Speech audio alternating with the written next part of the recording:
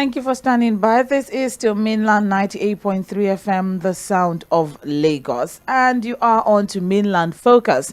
All right, let's get on with it. Time check is 8:41 a.m. It's time for us to look at two or more major trending stories and flesh things out and then get your thoughts and contribution as regards that. My name still remains OMOBOLA Sandra. We should be having FUHAD joining in now, and we're going to be taking story headlines, our focal point rather, from the Punch newspaper. Both of them, we have two. We're going to be looking at the forex crisis, and then of course the CBN staff loan staff loan jump. It's very important that we actually look at that one. All right, hitting 40 billion. That's something that's worthy of conversation. All right, let's move on now. Fuhad. I'm with you, Sandra. Okay, thank you. So we'll start first with, of course, forex crisis. Marketers proposed 720 naira per liter. They have suspended fuel imports as well. So it's going to be an interesting week, just as Fuhad rightly mentioned earlier on. Oil marketers on Sunday have indicated that the cost of petrol could rise or would. So it's not a possibility, as it's facts. It's going to happen. Would rise to between 680 naira per liter to 720 naira per liter in the coming weeks.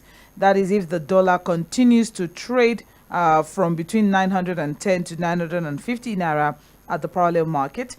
And they've also hinted that dealers seeking to import PMS were being forced to put their plans on hold due to the scarcity of foreign exchange to import the commodity.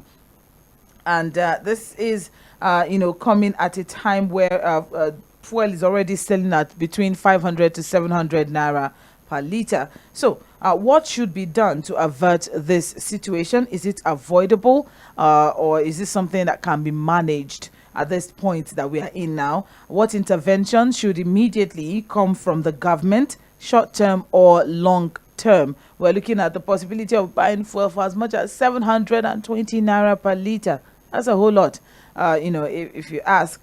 Then do you support a temporary return of subsidy? This is the crucial one now, because I think one of the major demands of the labor unions is the return of the subsidy regime. So do you support a temporary, now we're looking at the angle of temporary return of subsidy, just for a little while, maybe till forex is, I don't know. But then, do you support a temporary return of forex, or do you support the idea of making forex available to marketers at official rate? That's crucial. So those are the angles that we're going to be looking at as regards the forex issues. As it is now, it is very important for us to have this conversation. Manufacturers are looking at the fact that importing is one thing, but then the other is searching for dollars. So the search for dollars has continued to increase. There's no dollar. We can't find dollar right now. Nigeria has to sort out so many issues as it is now. So the people are even looking at the fact that if we can even look at increasing our daily crude oil output, if that in one way or the other would ameliorate the situation that we're in. But then increasing it, would there now be dollar in the market? Increasing our crude oil, output, would it now, make dollar available? So many questions that we have. All right. So that is as regards the forex crisis. The second focal point is as regards CBN loan. CBN staff loan jumped by 113%. Hit 40 billion naira. The report we are having here is that CBN has said they issued 40.67 billion naira loan to members of their staff, and that was as at December 2022. And this is according to an audited financial statement for 2022. Although CBN did not provide details on the number of staff members who were beneficiaries of the loan, but then information on their website provide insight into the bank's current staff strength. Now, with their staff strength of about 10,000, they have 10,000 staff members of staff. That is excluding over 2,000 casuals. They have casual workers. All right. So we may be looking at 13 to 15,000 staff strength as regards CBN. But then, looking at this 40.67 billion naira now, what do you think about these revelations? What areas of the CBN operations do you suggest should be investigated?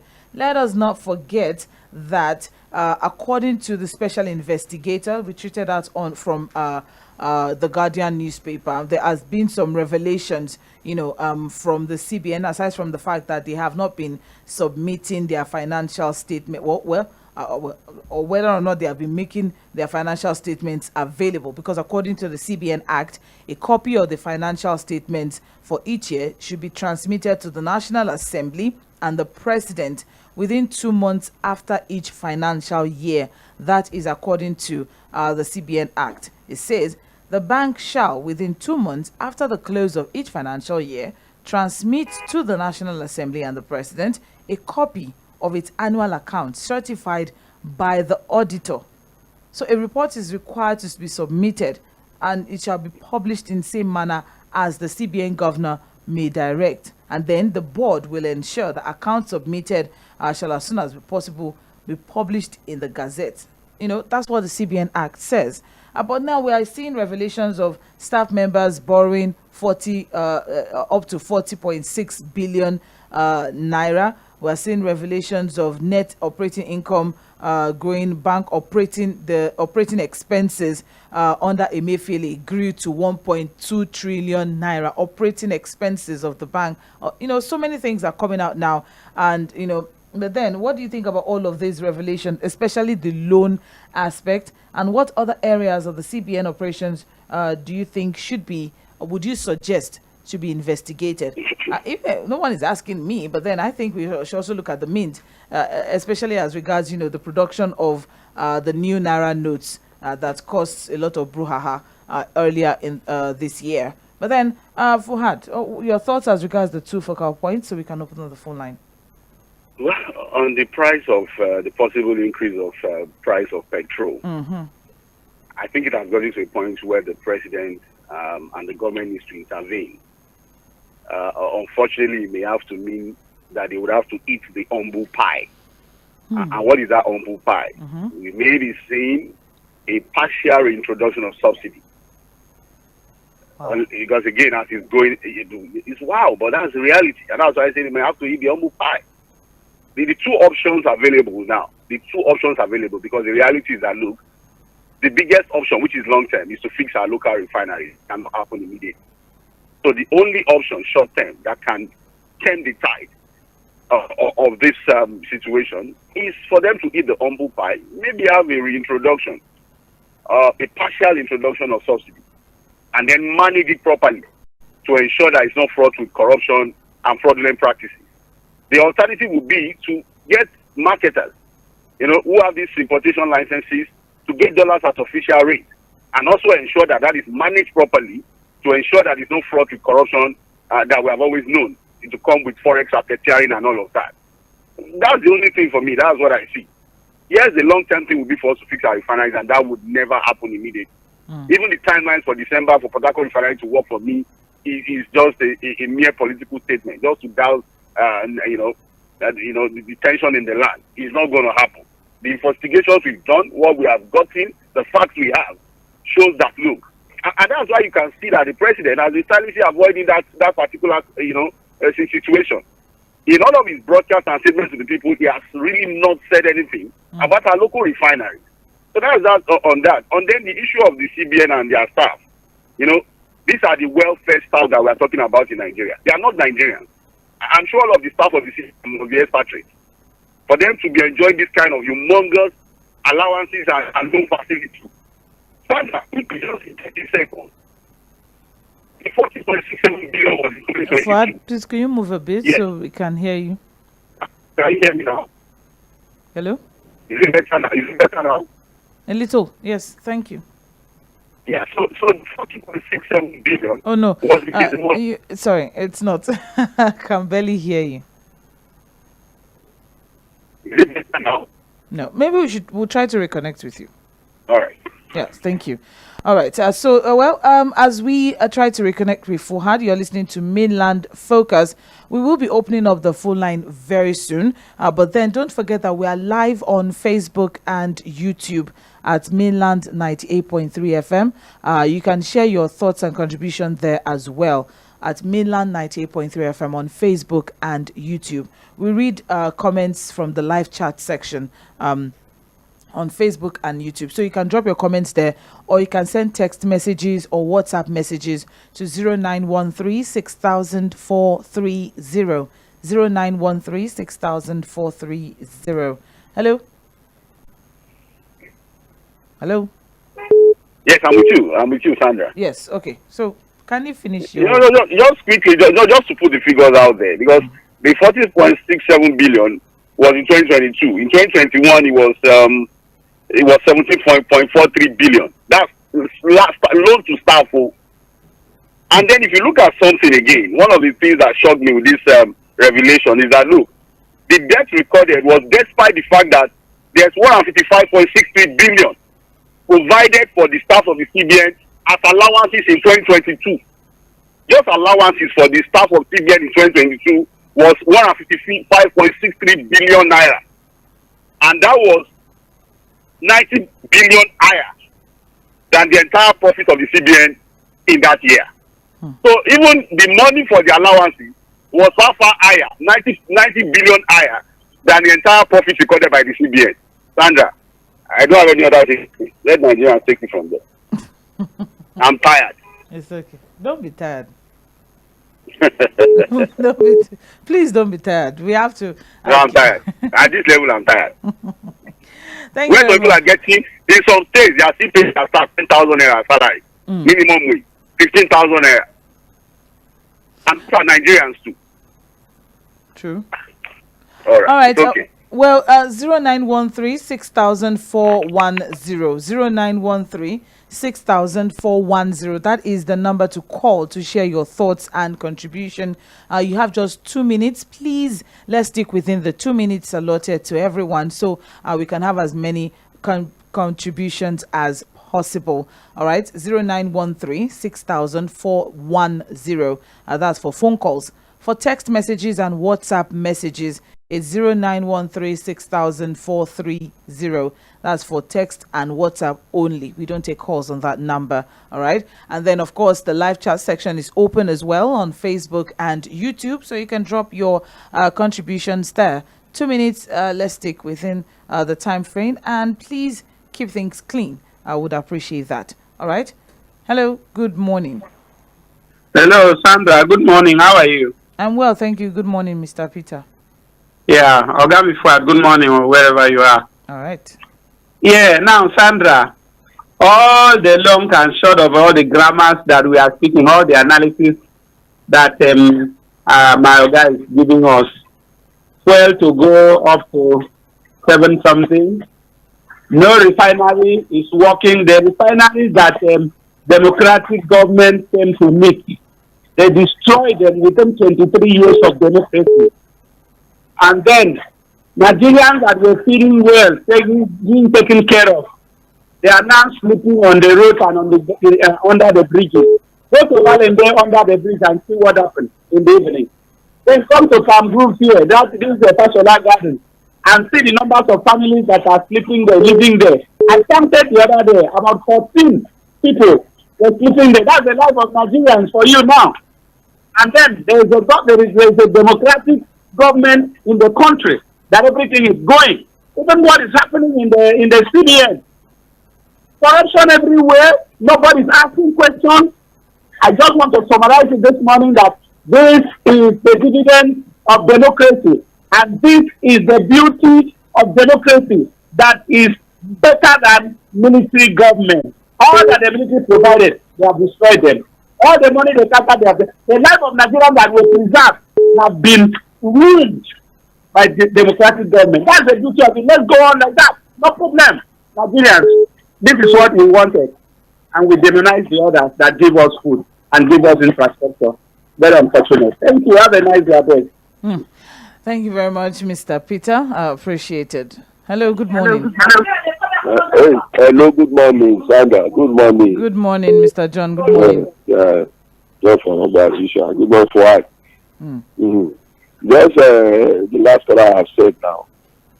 I'm not praying for military intergradement. Nobody's praying for that. But as far as we can see now, these politicians, they have behaved in a manner that is irresponsible, honestly. Very irresponsible set of people. If they have been the military build the stadiums, they built they even put in place this Abuja.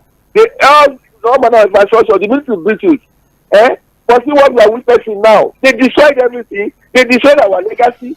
They looted our collective patrimony, and everything now is in shambles. And there is no hope inside as to what to do about it. The issue of this refinery, it is not rocket science now. Build our refinery, everything, the prices will not be dollarized. As people are saying this thing. We said it before the council that to build our refinery is the way to go. Nothing more, nothing less. But they are behaving irresponsible. They are not responsible. Honestly. Believe it. And that's what they are. From A to Z, 22 years of political experience. Nothing. Destruction is everywhere. Corruption is everywhere. Good morning. Good morning. Thank you very much. The conversation so far is a little interesting for us. Thank you for joining in. As regards our democracy and the dividends that we are getting from it. But then the trajectory, right? We still have to keep hope alive. We have not no other hope for the other. No, you can't. It's not even on the table. Never. Peter said we are demonizing the other one. Completely. It has to be demonized. If there's a bigger word, yes, we have to do that. 0913-60410. That's the number to call. Hello, good morning. Good morning, ma. Good morning, sir. Yeah, this is Miracle from Ikotun. All right. You see, this subsidy issue is very unfortunate that APC, Hallelujah boys, they don't even know economics. I don't know how they'll be blaming importance, how they'll be blaming. Why is the dollar going up? We are not a producing a nation. We consume goods in this country. It's not until they start to fix everything before they can talk about how this dollar will come down so that everybody can be easy. It's been long I bought fuel. I can't lie for you. Before I run my gen 24 hours a day, but now I can't even buy fuel. It's not that there's no money, but if I reason how many days I'll buy that fuel, it's so terrible. Things are going bad. Things are going terrible. I just pray that this government should just do something. I don't know what's going on. This is my opinion. Just thank you very much. All right. Thank you. Thank you very much. I appreciate it. Hello, good morning. Good morning. This is Ben. FUHAD, I greet you. Yeah, good morning, Ben. Good morning. I think I have one or two challenges with Nigeria. I don't know. Whenever Nigerian want things to change overnight, we want to ask government something. When government want to do that thing, we don't want things life to be a little bit inconvenient for people. All of us ask for subsidy remover. Almost everybody ask government to remove subsidy. Ben. Now, please, now let me make my point, please. All right. Please. We go on. Thank you. Almost all of us, especially those ones that are very feeling the call on radio every day. We even attack Buhari for not removing subsidy. We remove subsidy now, we see complaint. Hey, the floating of Naira. To me, I against it for a long time. I would have preferred a currency swap with China. If we do the currency swap with China, the demand of dollar will crash completely because 90% or 75% of what we import, the importation of the goods in Nigeria from China. But the economic growth everywhere in Nigeria supported foreign currency flow, and we are here today, and we are blaming Buhari, Asiwaju, blaming this. Look, election is over. Anybody that's thinking because of my brother lost election, military should come back. It's a waste of time. Election is over. We should face it. We should face it once and for all and let it go. If Asiwaju return subsidy again now tomorrow, we still blame Asiwaju. Why do you return it? What do you want? Good morning, my brother. Good morning. Thank you very much. I needed to correct Ben. every Nigerian did not support the removal of subsidy. Let's put it that way. Because again, I personally felt that subsidy was not the problem. It was the way the government was managing it. And for those that supported the removal of subsidy, there were things that they expected the government to do before removing subsidy, which the government did not do. So let's just put the facts out there. And then floating of the naira and the fact that you think it's about politics. No, I always say it. There's no filling station for APC, PDP, or Labour Party. We are all suffering it. And Nigerians have a right to complain. If the marketers are telling them that, look, in the next 1 or 2 weeks, you may be buying PMS for almost 800 naira per litre. So you expect them to keep quiet? Please, let's be adults here, please. All right, 0913-6,410, just a minute past 9, and you're on to Mainland Focus. Okay. Hello, good morning. Hello. Yes, good morning. Hello, Sandra. How are you? Hello, FUHAD. Good morning. Good morning. Morning. My name is Walter from Sulere. All right. Yeah, as I said, we said before, there's no remedy as far what the country is going through. And I start working.